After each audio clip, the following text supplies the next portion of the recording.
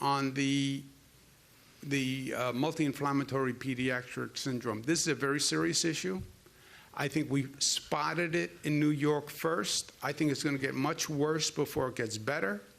I don't think this is New York. I don't think it's only 120 cases in New York. I think that's the tip of the iceberg. And I think there's a whole iceberg under that tip. I'm not a doctor, but that's what I think. And that's just my opinion, but it's not a fact. That is, we know what the common denominator is.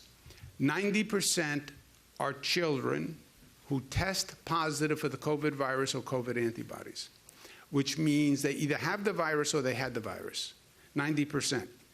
And they are exhibiting inflammatory symptoms as an immune response to the virus.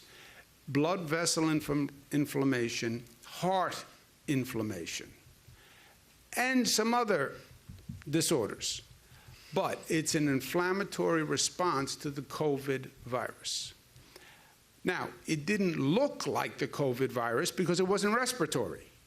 So they all looked at these cases as an inflammation issue, as opposed to a COVID issue. But when you go back and look or test, they were COVID positive for the virus or the antibodies.